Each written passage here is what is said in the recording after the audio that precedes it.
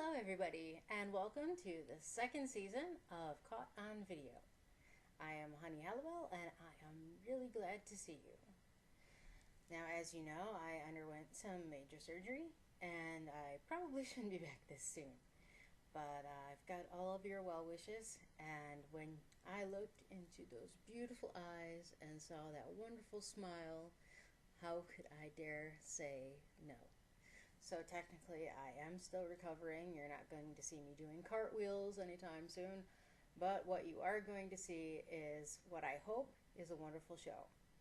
I have sent in requests for you guys to obviously send more questions, and I've asked you what you would like to see more of in this show, and that is going to be having an impact here. So what you're going to see is what you asked for, which is more hair and makeup tutorials, some subjects that you asked for. So if you don't like it, remember, it's your fault. But I'm not opposed to answering these questions and sharing these things with you. And if you have anything more that you would like to know about, by all means, let me know, because I have a ton of information in here which is otherwise useless if I don't share it. So I want to share it with you. A lot of you have said that this show is a lot like hanging out with me and just being friends, and I feel like that's a really great thing. I want it to feel that way for all of you. Even a couple people said that it was just something like hanging out and having a beer. So this one is for you guys. You ready? Drink it if you got it.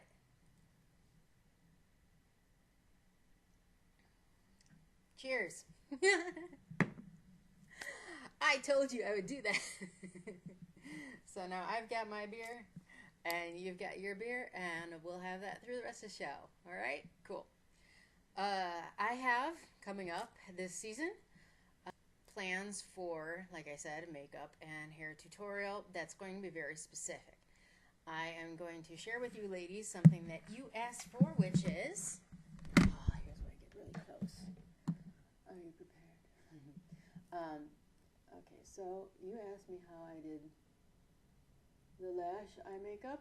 I'm going to show you how to do this, but I'm going to show you in stages, and we're going to go from really simplistic to something more like this, and even a little bit more dramatic, but I'm going to show you how to do it how you want to do it, because you know there's 18 gazillion ways to do the lash makeup, and I'm even going to show you how to do really dramatic simplistic, and you can do this makeup in like, I don't know, I've got it down to less than a minute, I think.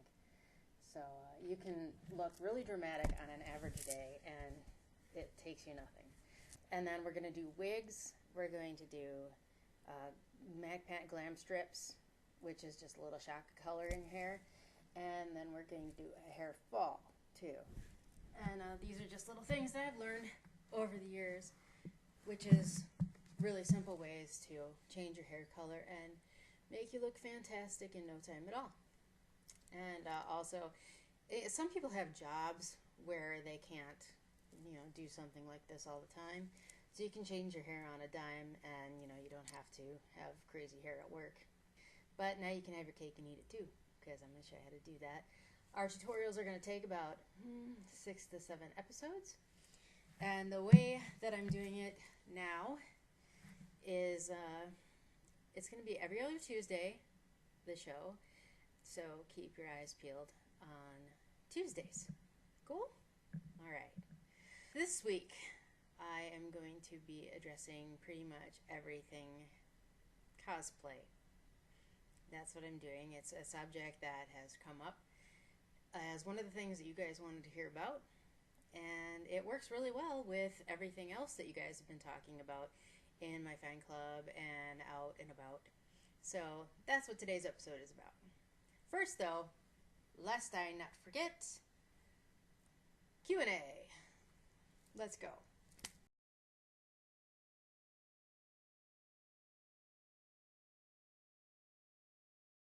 First question up. Staying on today's subject. What are my thoughts on cosplay? See? How related is that? I swear, it's like totally topical. Well, my dear, I love cosplay.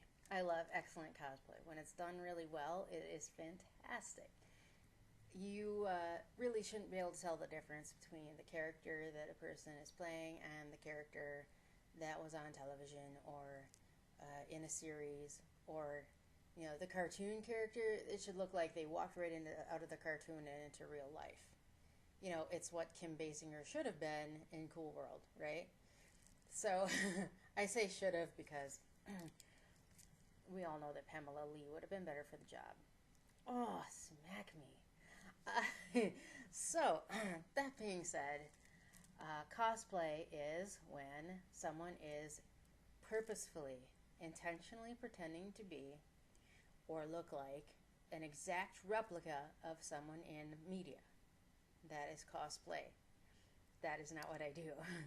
What you see when you look at a photo of me is me being inspired by a muse that was an original thought in my head. Usually it's a twist on something. If I'm inspired, say, by something Western, which I was in the Hellbilly Gallery, what you're seeing is not pure rockabilly, but you're seeing my interpretation of rockabilly. As you notice with, the Indian style of the Prina Gallery, it's my interpretation of that. So what you'd see all in its entirety is not cosplay at all. In fact, cosplayers would look at me and go, what the hell is she doing? But I've been around long before cosplay was even a thought, before it was a word, before it was a concept. So no, I don't do it. I find for me that I never want to play someone else. I never want to be anyone else. When I was 16 and writing a report, the subject of the report is, if you wanted to be anybody else, who would you be? And my report ended up being, I don't want to be anyone other than myself. And I got an A, and my teacher was impressed because I was the only one that wrote that.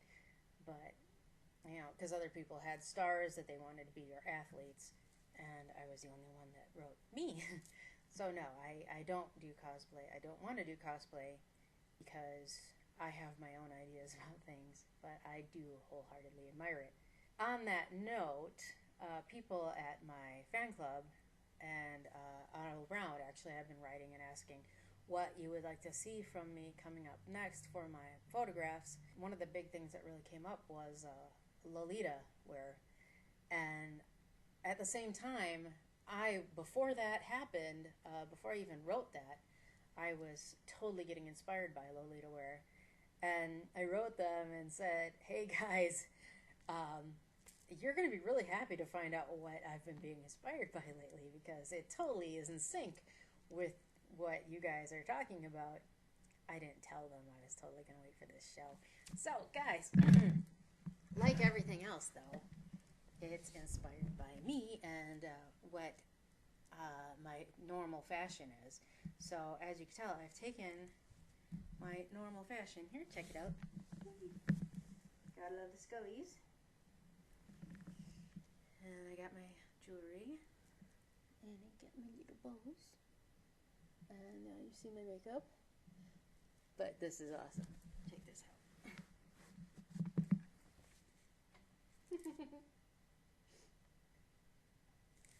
And I got my little skirts. And you're going to be seeing in the future my photographs definitely taking a Lolita twist.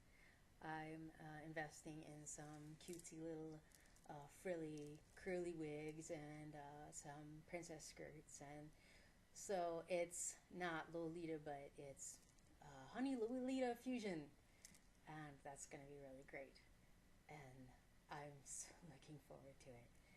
And so there's kind of an answer to my friends on my fan club, which is at tinyurl.com/honeyfans, and for you also who had the question about cosplay. So that's how it is. So you have a couple more questions, and I have a couple more answers. Wow. So yeah, you guys really need to write more questions. You have been absolutely fantastic while I've been recovering. A couple of you have been like No, no, I'm not going to write you while you're down. I don't want you to think about that. I just want you to recover. And that's totally fantastic. Really, I admire that. I respect and admire that a great deal. But now I can use your questions. I've got 8 shows planned right now. I mean, thoroughly planned all the way through. So I will definitely hold on to them for the future. And I am planning this season to be much longer than the last. Hopefully, I'll get your questions in soon, but you will definitely hear answers from me. All right? I promise. All right. You guys have been so cool to me. I can't even tell you. You're awesome. I have, like, the greatest fans ever. Okay, so here's another question. Do you ever get any kind of negative feedback due to your chest size? It's going back to kind of cosplay and dressing up and stuff like that, because the only place I've ever gotten any sort of real problems like that has been at conventions.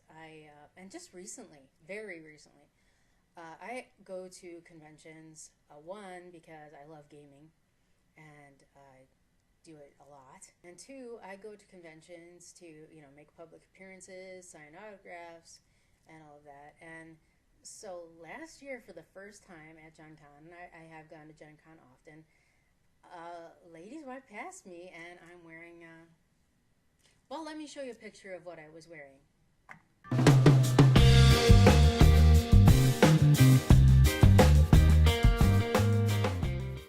Okay, so I am walking through the halls wearing that, and a couple of girls just could not stop harassing me and slut-shaming me. And one girl even turned to the other one and like, that was mean. And yeah, I really don't get it. There is a whole big thing about harassment now within the cons, and girls consider it to be harassment if another girl is dressed, I don't know, in a sexy way. And the way that I see it is that harassment is harassment. And if you are going to start, yelling at someone and calling someone names and stuff like that, that's harassment. If you see something that you don't like, that's something that's going on with you. It was something that I said in the last episode in season 1 was, that's the sign of an insecure person, and I feel sorry for them that they are so triggered by seeing something that they don't like.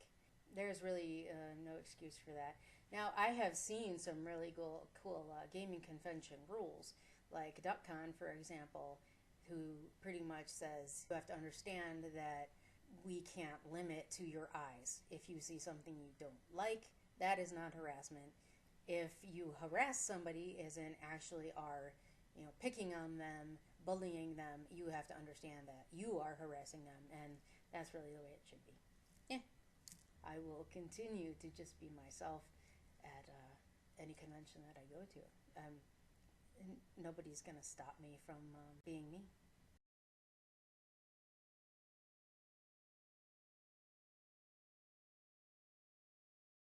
Okay, so I want to talk about change, because change is a very difficult thing, and people don't seem to accept it very well. Change is something that happens to everybody throughout their life. At some point or another, your opinions change, your likes and dislikes change. I mean, face it, when you're a kid, you probably don't like spinach. I like spinach. I thought spinach was awesome. I know, I'm not good, though. But, your tastes change, your fashion styles change, hell, your sexual orientation maybe changes, and that's all well and good. You have to embrace your change, though. It's just one of those things, and it's hard. It is really hard, especially when you base your entire life around the idea of who you are. And who you are, you think, needs to be stagnant. Who you are, that you think needs to be one way. And it just isn't. Because as you grow and age, you add things to yourself all the time. You're constantly learning, you're constantly growing, you're constantly, bombarded by all of these representations of what you should be. But the thing is you do have a choice of what you can add to who you want to be. And that's what I've made my life doing. I read what interests me. I look up things that interest me that I think might be cool. My brain is so full of stuff, and who I am is an amalgamation of those things because I look into what might interest me. So I have a lot of things to draw from when it comes to who I am. And who I present myself as is constantly changing. And that in and of itself is a really hard thing to live with. At some point, I had to really wrestle with who I am because I'm changing constantly.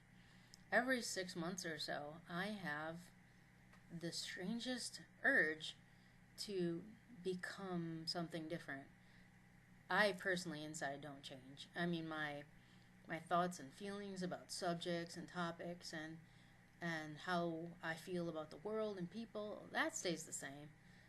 But I have to physically, outwardly change. I have to look completely different, and that is a hard thing to live with because I have had to wonder, who am I? If I am wholeheartedly invested in being something else for a short time, and then next thing you know, I'm wholeheartedly invested in being this for a short time, where is it that I stand? Because I am changeable consistently. I used to be much faster of a change. When I was a teenager, I would change every day. I looked completely different from day to day. And it was entertaining. But these days, I think it helps that I have modeling as an outlet because I can be a different person whenever I want to be, and I can put it on camera, and there it is for the whole world to see and experience. It gets that out of my system a bit, but I get it in my head. I feel I have to represent myself as blank, a gangster. that is my look now. That is what I feel I need to do now, and it's me. It's wholeheartedly me, and now I am a belly dancer, and that's who I am now. And I present myself as that, and wholeheartedly. There is no subterfuge. There is no fake about it. This is what I'm wearing on my sleeve, and it's wholeheartedly real.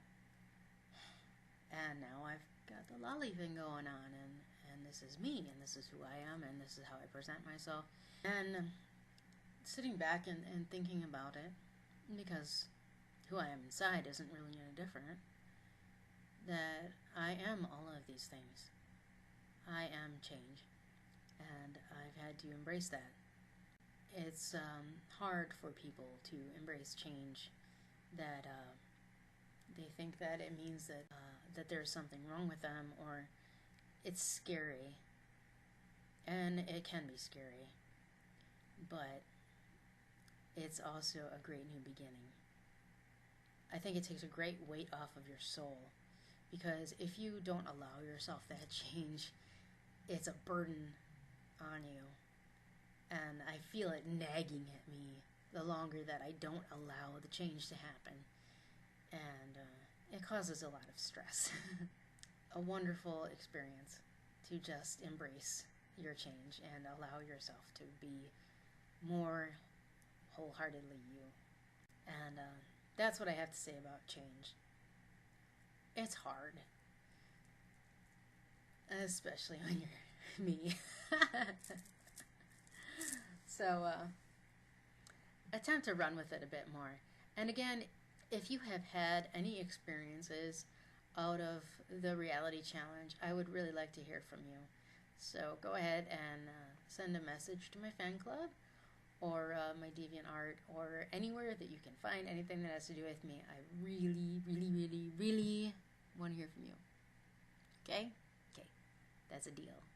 See, you made a deal and you didn't even know it because you couldn't respond. I'm so evil like that. So now that I've gotten on my soapbox for today, it is time to share with you what you are going to need for next time.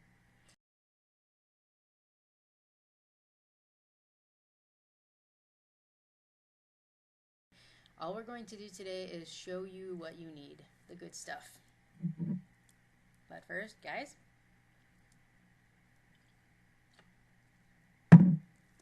all right, so follow along. I have, seriously, my bin o makeup. You don't need this, but this is a really good thing to have, okay? It is a Maybelline Instant Age Rewind Primer. And honestly, I got it because it's primer. One of the few, the lucky, the proud, who do not need any sort of age rewind technology. So I'm fortunate, but it is a really, really, really good primer. You put this on your face, and if you have any lumps or bumps or crevices or cavities or, God forbid, canyons, it will cover right over any of it and make you smooth as a baby's butt. And there's that saying again. Also, it will help you apply your makeup and make it all nice and smooth too. So if you want to get it, get it. I am not telling you you need it for this, but it will make everything apply really nicely, and it's a really nice start. So I'm going to be using it. It's up to you. This thing runs about $9, but it does last a long time too, especially if you are frugal with it. So there's that. Let's see. Like everything else in my life, my makeup thing is a disaster. You will need a green stick. Now this is L'Oreal Anti-Redness Magic Green Goo. This comes out sort of like a foundation. There is a stick, there's a green stick that is kind of like this. This is the yellow stick. Don't confuse it for a green stick, it'll come out funny. So you can either get it in a stick form like this, or you can get it in like a foundation form like this. I kind of like this because it comes on really smooth, like a base. You will use that, and I will tell you what you use it for, but right now all you know is you need it, okay? Especially if you have any sort of blemishes, any sort of like red marks on your face, you're definitely going to want this. If you have a completely perfect face, I guess you can skip it, but now this is a yellow stick. If you have any sort of like purple under your eyes, if you're tired at all, this will help you out a lot, especially, you know, if you get up and go to work in the morning and you look like someone punched you in the face. This is awesome, the yellow stick. And these are really super inexpensive. I think you can get these for like 99 cents. Wet n Wild sells them for next to nothing. So these are really cheap and easy. Especially like the skin colored stick. You're going to need that too, especially if you have any dark spots or anything like that. Any color that's off, you're going to need one of these. And like I said, Wet n Wild, 99 cents I think. You can get a green stick from them too. So that's the upside. This is more expensive. So there's your sticks. You're going to need your foundation. There are two that I recommend. There really is only one upside to this one. And it's the Age Rewind, and again, I'm not recommending it because it's an age thing. I'm recommending it because it goes on really smooth, and it makes you look like a doll. And I really love that. The upside to this one is it has SPF, like a really nice SPF to it. And then the other one I recommend is the Maybelline Dream Liquid Mousse. It does not have SPF, but again, it also makes you look like a doll, and it's wonderful. So either or, I recommend. They both run about the same price. They're about $9. Okay. Do you need another look? Here, have another look.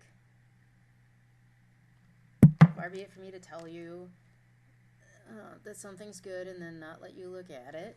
That would be a really crappy maneuver for me, wouldn't it? Okay, and then I really like powder base. I really do. This is the Maybelline Shine Free Loose Powder. Come on, camera. There we are. My camera is being mean to me. And I really like this a lot. The only problem with a loose powder is this cap tends to break, and then powder goes all over. So I've been trying to be really careful with this one, because it does that, and then it frustrates me. you will need some sort of, speaking of breaking, you will need some sort of blush. And I'm sure if you're a lady, you probably have blush and a blush brush somewhere. My guess is you probably do. These are really awesome. Believe it or not, I got these packs. Check it out.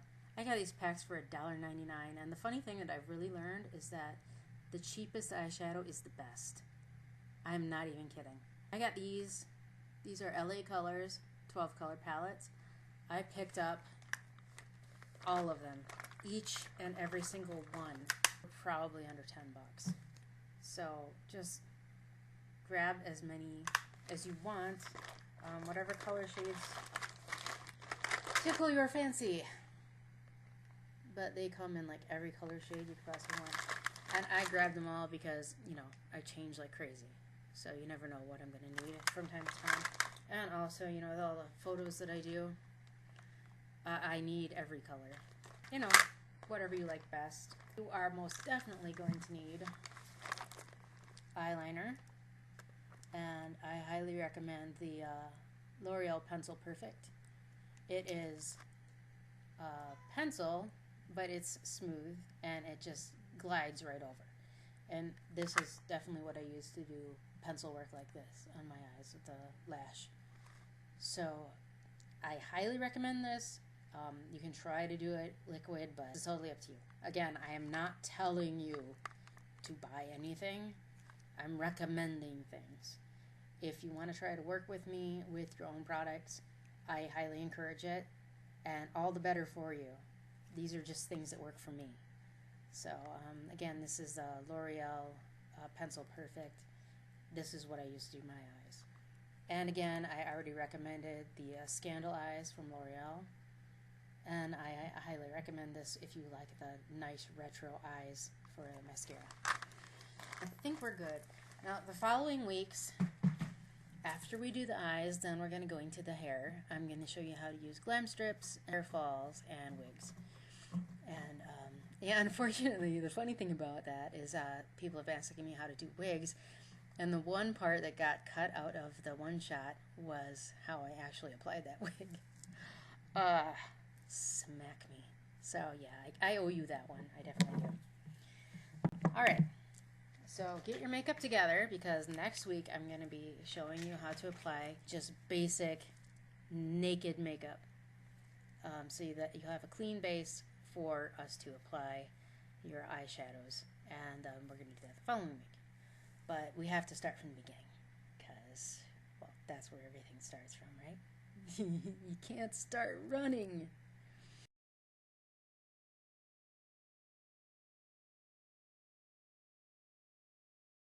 Well, this is the end of the show. I realize it hasn't been all bells and whistles, but foundation first, right? It's been wonderful seeing you guys again. I appreciate everything that you've sent me and all of your well wishes. And I'll see you 2 weeks from now, okay? Cheers, guys.